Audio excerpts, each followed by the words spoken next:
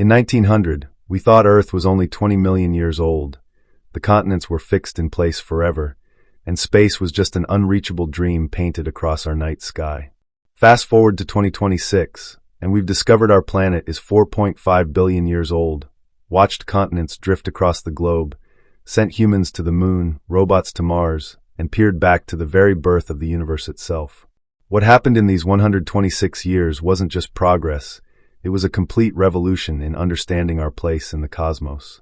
Let's start with something that would absolutely blow the mind of anyone from 1900. We discovered that our entire understanding of Earth's age was catastrophically wrong. In the early 20th century, scientists believed Earth was somewhere between 20 and 40 million years old based on how long they thought it would take for a molten planet to cool down. Lord Kelvin, one of the most respected physicists of that era, was absolutely certain of these calculations. But then came radioactivity. When scientists like Ernest Rutherford and later Claire Patterson developed radiometric dating techniques, everything changed. By measuring the decay of radioactive isotopes in rocks and meteorites, we discovered Earth was actually 4.54 billion years old. Think about that. We were off by a factor of more than 100. This single discovery reshaped geology, biology, astronomy, and our entire conception of deep time. It gave evolution the vast timescales it needed to work, explained how mountains could rise and erode multiple times, and placed Earth in its proper context within the solar system's formation. But here's where it gets even more mind-blowing. In 1900, scientists believed the continents were permanently fixed in their positions. The idea that Africa and South America fit together like puzzle pieces was dismissed as childish fantasy. Then Alfred Wegener proposed continental drift in 1912, and the scientific community ridiculed him. It wasn't until the 1960s, when ocean floor mapping revealed mid-ocean ridges and magnetic striping patterns, that plate tectonics was finally accepted. We discovered that Earth's crust is broken into massive plates floating on the mantle, constantly moving, colliding, and reshaping our world. This revelation explained earthquakes, volcanic activity, mountain formation, and even influenced evolution by creating and destroying land bridges between continents. The Himalayas are still rising as India crashes into Asia. The Atlantic Ocean widens by about 2.5 centimeters every year. California's San Andreas Fault is slowly tearing the state apart. Earth isn't a static rock, it's a dynamic, living planet that has recycled its surface dozens of times over billions of years. Now let's talk about something that happened in our atmosphere, something we discovered almost by accident. In 1900, nobody knew there was a protective shield high above us blocking deadly radiation from space. The ozone layer was discovered in 1913 by French physicists, but its crucial role in protecting life wasn't fully understood until decades later. This thin layer of O3 molecules in the stratosphere absorbs 97 to 99% of the sun's harmful ultraviolet radiation. Then in 1985, scientists made a terrifying discovery. We had torn a hole in this protective shield. The Antarctic ozone hole, caused by human-made chlorofluorocarbons or CFCs from aerosol cans and refrigerants, was growing larger each year. This could have been catastrophic. But here's the amazing part. Humanity actually came together. The Montreal Protocol of 1987 brought nations together to phase out CFCs, and it worked. The ozone hole is now slowly healing, and is expected to recover fully by 2066.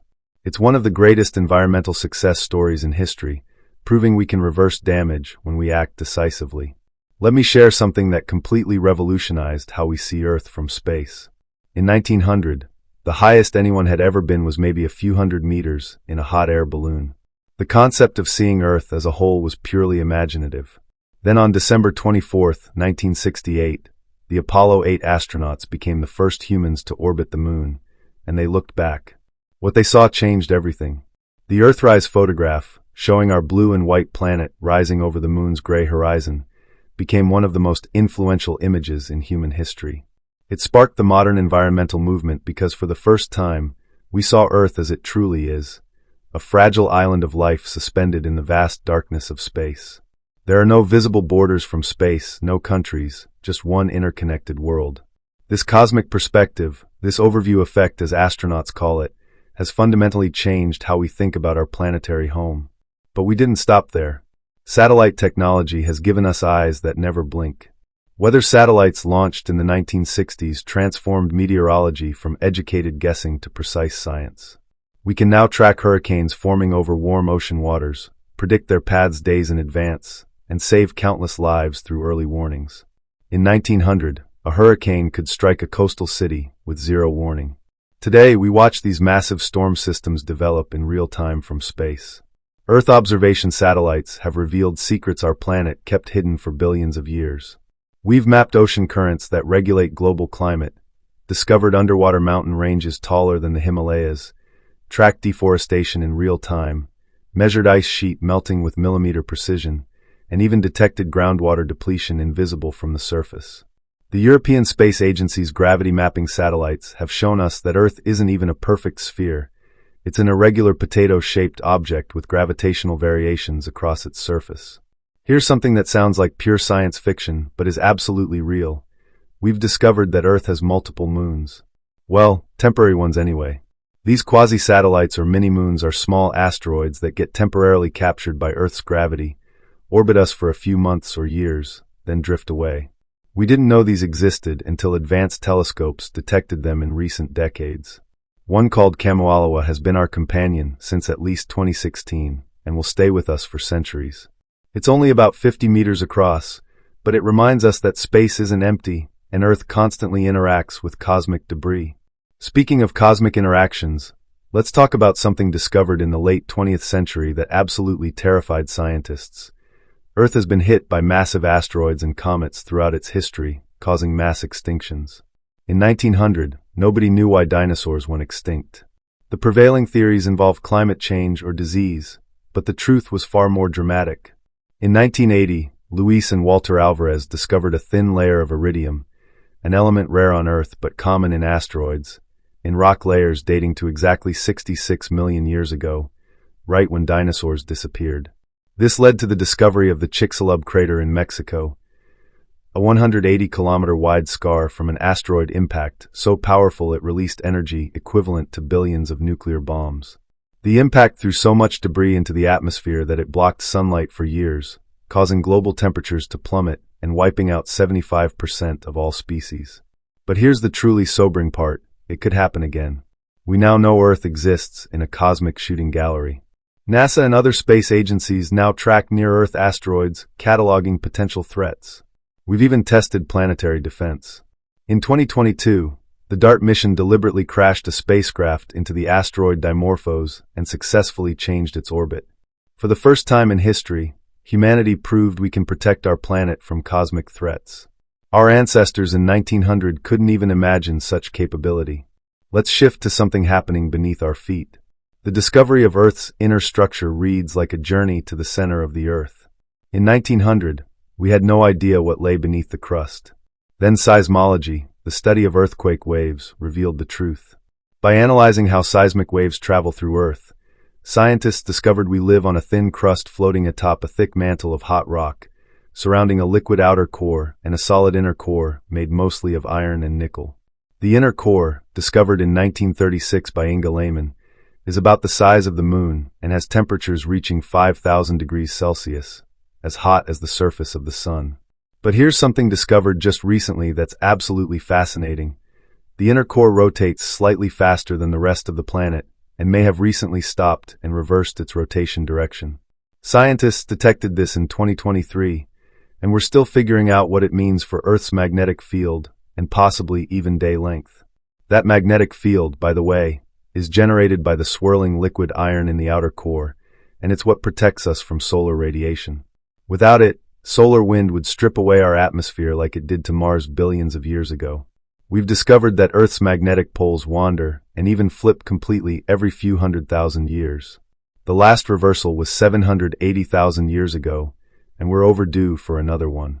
During a reversal, which takes thousands of years, the magnetic field weakens significantly, potentially exposing the surface to more cosmic radiation. Satellites have detected that the South Atlantic anomaly, where the magnetic field is already weaker, is growing, possibly signaling the beginning of a pole reversal. Now let's talk about water, the substance that makes Earth unique in our solar system. In 1900, we understood that Earth had oceans, but we had no idea how deep, how vast, or how crucial they were to planetary climate. Today we know oceans cover 71% of Earth's surface and contain 97% of all water on the planet. But here's the amazing discovery.